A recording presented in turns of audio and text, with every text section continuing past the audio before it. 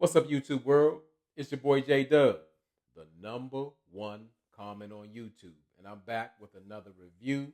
Today, I will be doing Put a Ring on It. This is the season premiere. This is the third season in episode one, and it's titled Dating Other People.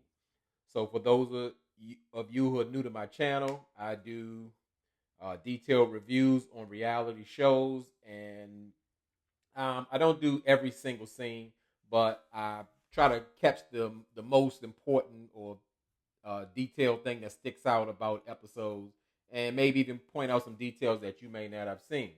And as I said, I am the number one YouTube commenter, so that's exactly what I need from you. I don't need the likes, I don't need the subscriptions, but I do need those comments. That gives me the energy to do these reviews. That's exactly what I need.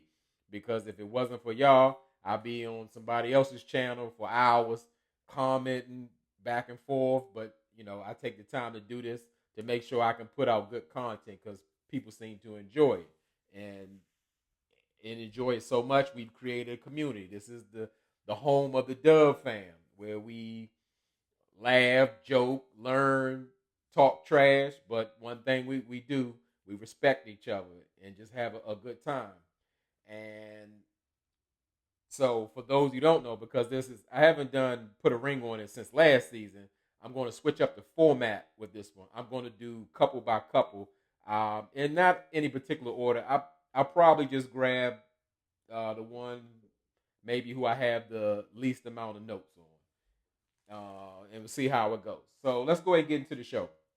So with this show, I'm so excited to do it. Why? Because of the great Dr. Nicole. That's like my mentor. If I could be a life coach or relationship expert, I would want to be like her. People a lot of times they give the great Dr. Nicole flack because they say sometimes she talks in circles. But what I believe, she tries to break things down so everybody can understand it. Because really, a lot of people have issues with communication, especially in let's say intimate relationships.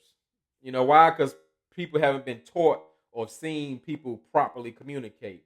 A lot of you in this YouTube world, include me, who had to learn through therapy. You know how the man say, "I did my work." I've actually did work to do that because you actually will keep hitting a brick wall if you keep doing the same things. If communicating styles, if it's like really negative.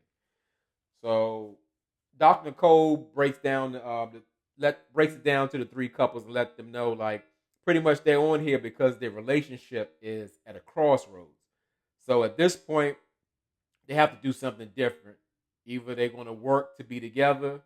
However, they all have to experience other dates to find out if where they are, they need to stay there, move on to something else, or just separate altogether. And we know for anybody, even if you sign up, this is going to be like a tough assignment because normally you would never have to deal with that up in your face like your significant other dating someone else, and especially like coming to your house and all of that. So Dr. Nicole has set up dates for the men and the women, and she looks into, I guess, their traits of things they may need in a relationship. So she like pretty much offers it to them to see if they want something better. So we have three couples. We have Alfonso and Shea. We're gonna start with them. Alfonso and Shea. You know, Alfonso looked like a fake Rick Ross. He got the Versace shirt on, got his shirt open, got his man boobs out. Like Rick Ross would do when he was like, let's say, like really overweight. Yeah, just because you got money, I don't know where that type of confidence comes because it looks crazy. It really does. That was my first impression of him. Like he live in hood rich, and I got the same impression for Shay. And Shay looks like, to me, what I like is like a stereotypical lady from Atlanta with the BBL and the long poodle wavy weave or whatever. And when I go back to that word hood rich, where I say, you see, they got the Cuban links, the chains on, the nice timepieces. the Versace and all that kind of stuff. But then you look, they live in a townhouse. Something's missing about that. That's what I call that, hood rich. Yeah, everybody don't want to live in a mansion. Everybody don't live in a high rise. But to me, if you doing all this flossing, I would think. Now I would think you would put your all that money you supposed to have into something that's like worthwhile, like a nice home that is gonna, gain money. Them custom chains and medallions and all that. Oh, you lose as soon as you buy them, as well as the cars. And it's a funny thing. I'm gonna go all over the place. It's a reason why I try not to watch, and it's tough for me because I'm the number one commenter. I love to get into the comments of other reviewers, but if I haven't done my review, it kind of taints of what I see. And I don't know. I think I snuck or overheard somebody's review, and I saw a comment, and it was saying that I guess Alfonso. They made it seem like he had a Rolls Royce or something like that. I don't even know. I don't want to name the names, but as a person, I think I recognized from the comment said that, and they don't have no Rolls Royce. I sort of had a BMW i8. I'm a car person, so I know cars. I mean, that's an obtainable car. A Rolls Royce is not an obtainable car for most. Rolls Royce costs as much or more than some people's houses.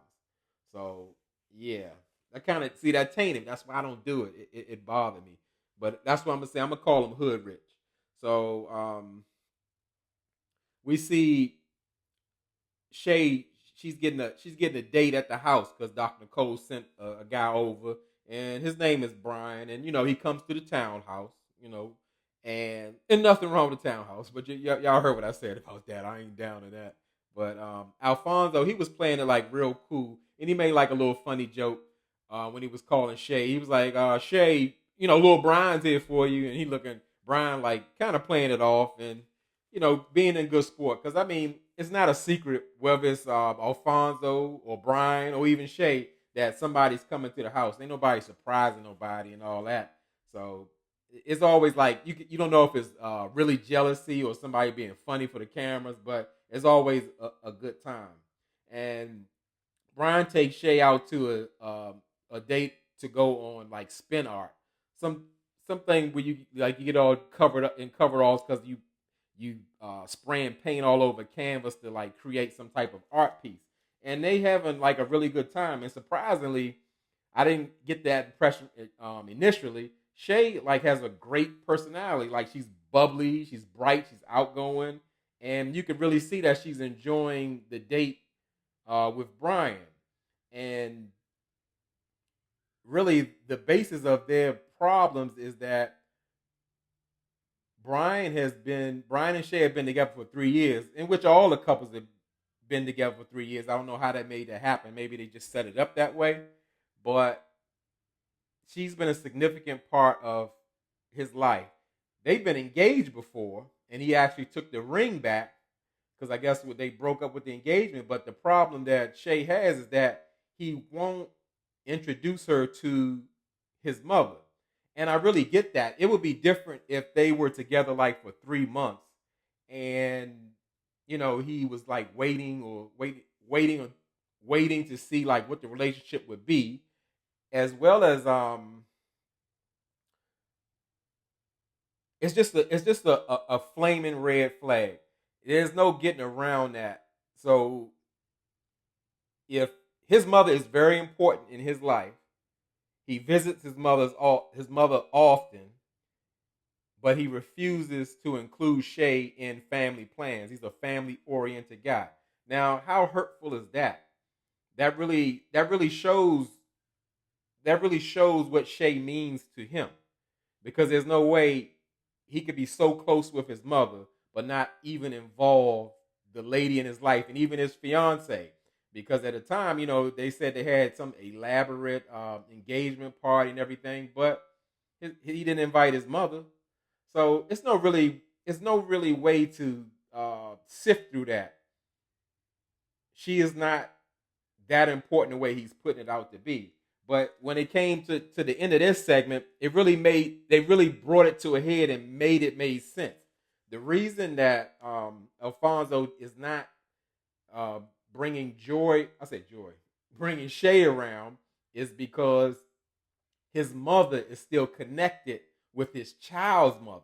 So she's pretty much is not open to having a relationship with Shea. And guess what? That's still Brian's. That's I said I'm getting the names mixed up. It's new. Well, I don't call this man Brian. That's Alfonso's fault because if Shay is going to be a part of his family, about him joining or being married, or that's what they were leading to, she has to be acclimated to his family. That's the only way, and it shows what type of man he is. Because regardless of the arrangement, let's say it'd be different. Let's say if Shay like maybe broke up his marriage, been a part of it. Of course, it would be on Alfonso. Then like maybe they didn't want her around, but it's nothing like that. But we find out more and more information that his son's mother's vacationing with them, but she's not. Shay's not invited, and she just need to do herself a favor. She is wasting her time.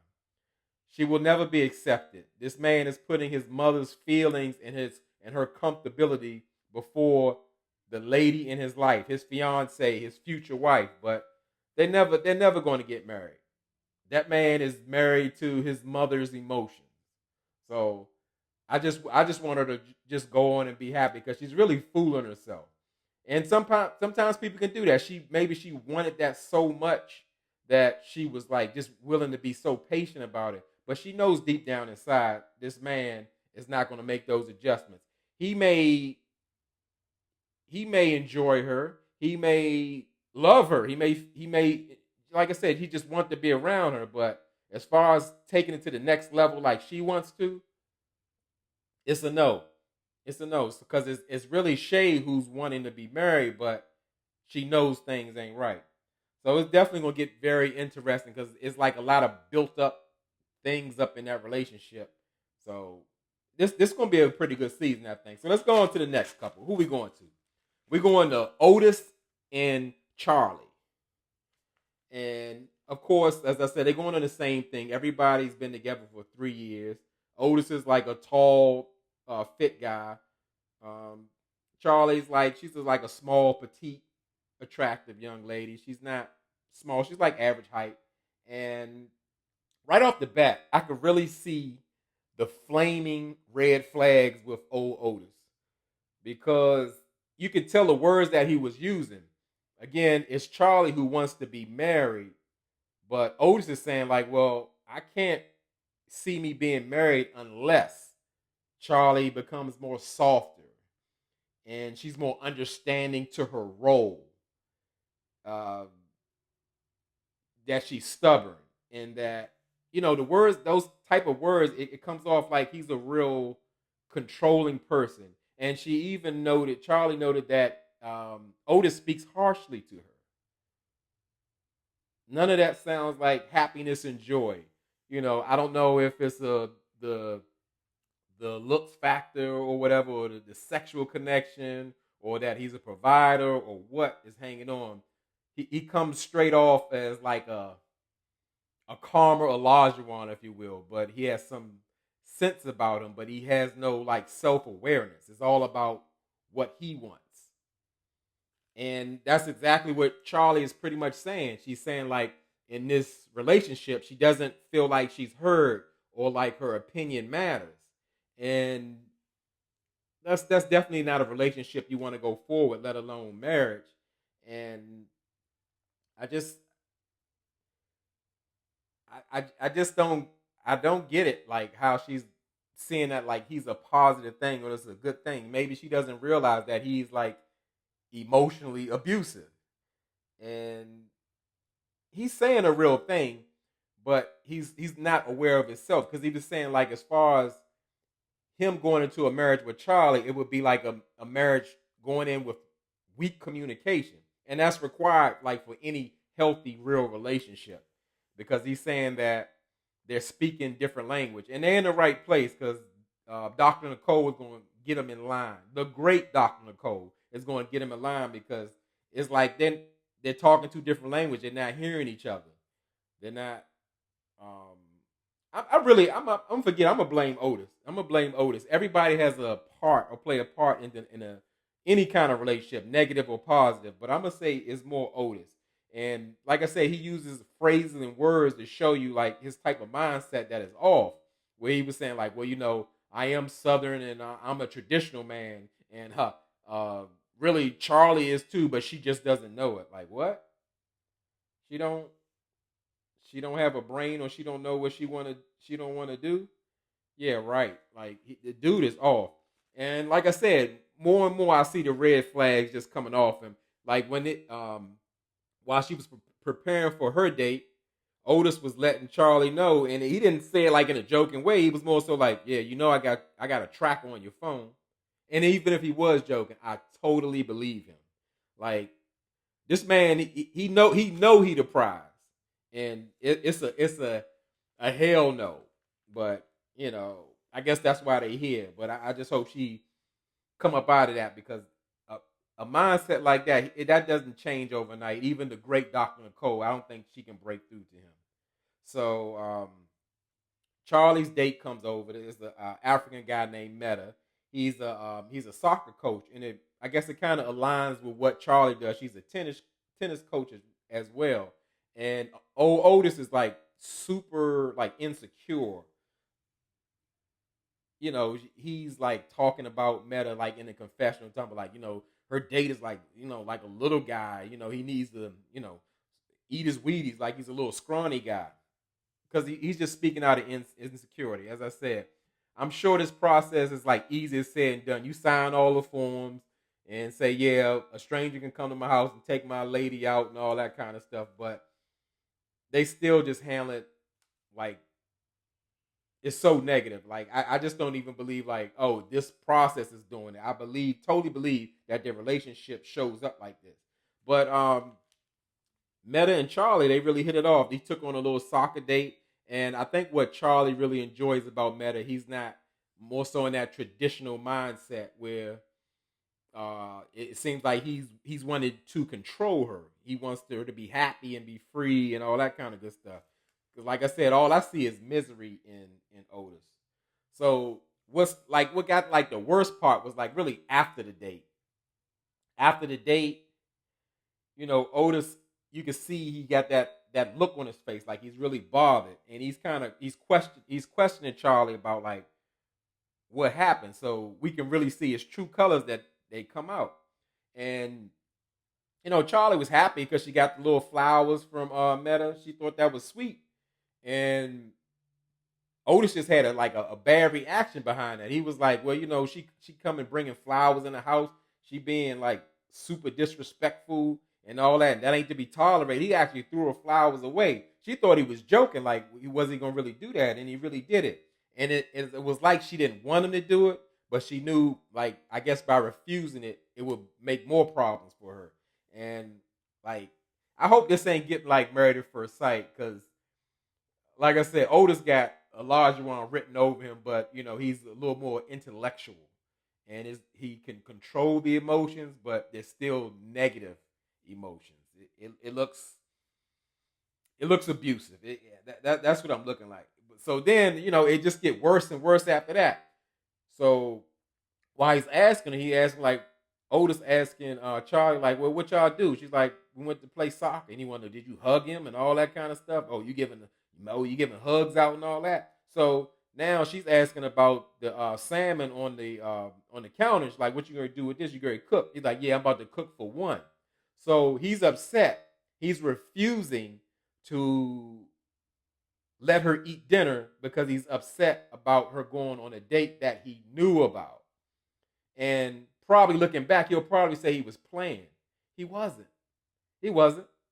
It's alarming. You gotta catch it and read it early, because you know why? When you don't catch it and read it early, you end up in those type of relationships. You be 3 and 5 years in and trying to figure out your way to try to unwrap yourself from it. And it's just the way the tone he's talking. He's not yelling, but it's the way he's talking. He's like, well, yeah, you went on a little soccer date. I feel like you dirty. You need to go get in that shower right now. I'm like, what? Like he talking to like you would talk to your kid, like they walking around the house because they've been playing outside all day, and they need to get in the shower. And I'm like, this man doing all this on the camera? I'm like, come on, put a ring on it. Please don't go at the married at first sight direction, because I don't want no part of it. Maybe that's the new drama now. Abuse. We want to see people broken down, people pushed to their limits and disrespected. So yeah, let me just get off that. I feel like a triggering rant about to come on. So go to the last couple. We got Kenneth and Shorty. Of course, they've been together for 3 years, and they met at a concert. And Kenneth is like he's from Louisiana. And he's tall, and Shorty is very short. Like she almost like she's about 4'9" or something. She's real short, and she works. Shorty is a Shorty Mac on a radio in Atlanta or whatever. That's why. But I wish they would say like this is Linda Shorty Mackins or something. You know, not like her name is just Shorty. That's kind of weird, even though yeah, she's very short. But Shorty, she kind of broke the relationship down really well. I understood what was going on. It was the dynamic. It was giving me the. We're going back to Married at First Sight. Not to Katina Largewan. We're going with Steve and Noy. Um, Shorty saying Kenneth really isn't husband material. You know, he's fun to be around, but he really hasn't stepped up financially. He hasn't given up the financial. So it leads me to believe that more so like she's taking care of everything, and she's saying like I don't want to do that. You know, so we know the relationship is lacking in some way in the financials, and also I'm sure that I could tell that Kenneth is an insecure man. You can just see the insecurities right away. You can see like even when they were just sitting in the introduction meeting, how he's clinging on to Shorty like that, like he holding on her for dear life. You got to read body language; it's a real thing. It's definitely something. So, um, Shorty gets the date, and guess who shows up at the date? America's favorite single, Hollywood. Hollywood from last season. Um, I forgot his girlfriend name. Ashley. That's her name. Ashley. Okay. Hollywood from Hollywood and Ashley, because he was so in love with Ashley last year, and you know he came and knocked on the door, and he came in like real respectful, but like it had turned into like Mardi Gras in there, because you know Kenneth is from Louisiana as well as Hollywood. You know they go in hard too. Like yeah, what's up, bro? You heard me and Shorty and Wardy and bout it and all that. You know they just look like they was going back to a family reunion, and I don't understand why Hollywood is here. I was joking about the fan favorite because I feel like he kind of blew it with Ashley, but and then again no, because I feel like also him and Ashley's relationship had taken on too much damage. So I don't really think they could have went further. But I don't want to really get into it because I said done. He's you know he's single now, so I don't even really want to go back to that. But I did really notice that how much Kenneth was drinking, and I'm not going to put that on the show. Meaning like oh he was nervous because Shorty had a date with Hollywood. I think he's a drink. I think he'd be at home drinking with no money. That's what I'm thinking. That's an assumption, but it looks very comfortable. Because one time he hit mixed drinks, the next he hit the beer, and I'm like, he's stressed out because you know his meal ticket going out the door, and of course somebody's better than him out there. So Hollywood and Shorty go on a little pottery date, and Hollywood ain't changed because he go right in. He always play innocent, but even when he was in last year with Ashley, when he go on dates, he always got to get a sexual innuendo in there. You know, he playing with the pottery, telling me, I can't get my thing to rise, and he look surprised just to see where Shorty at. You know, he keeps saying little slick stuff, and Shorty just jumped right in there with him. So I guess she like it. I guess maybe that's what some of America likes. They like them cringy sexual innuendos or whatever.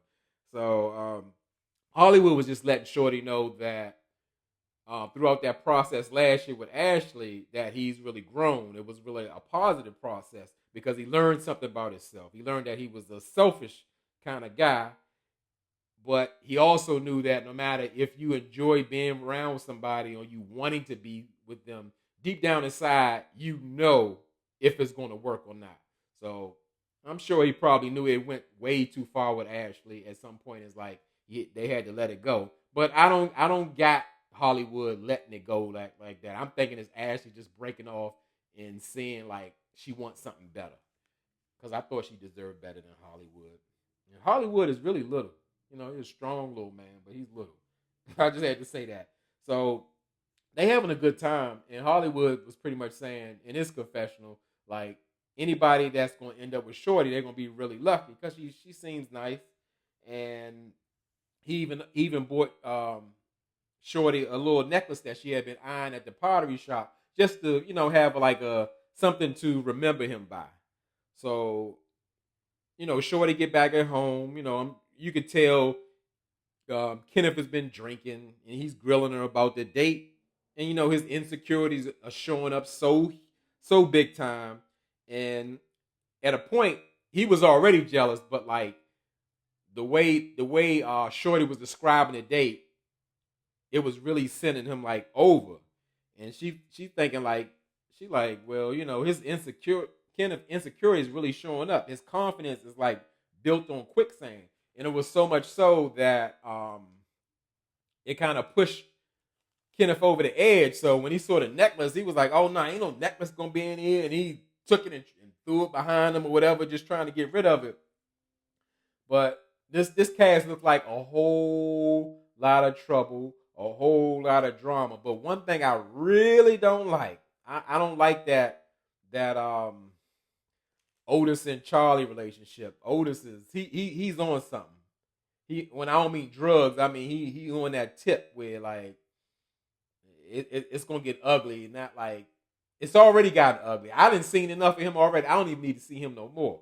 But pretty much that was the episode, and it just showed like on the next days it's gonna get wilder and wilder. And I don't know why Shea is hanging on. Well, I do know why Shea is hanging on. She really wants to be with Alfonso so bad. She gonna go through the fire, and she's already been through the fire. But she really fooling herself. It ain't gonna work. But that's gonna be like the highlight of next week when it looked like she about to get into a fight with her with Alfonso's date or whatever. And of course, Otis gonna be acting up and all that. But yeah, I am excited. I'm gonna give it a chance. But to me, it's all about the great Dr. Nicole, even though it's not about, because it finds like after everything happens, she always seemed to kind of pull it together or steer everybody in the right direction. So I really enjoy this show, and she remind me of Claire Huxtable as well. She could be their sister, Debbie Allen and them. So that was pretty much it. So like I said, I'm excited about this show, and drop down in the comments. Tell me what y'all think. Anything I missed, anything you want to point out, it's all about the comments. So please get down there and comment. And as I always tell y'all, I always appreciate y'all rocking with me. And I always say, y'all could be anywhere in this YouTube world, but you're here with me. I really appreciate it, and I really mean it.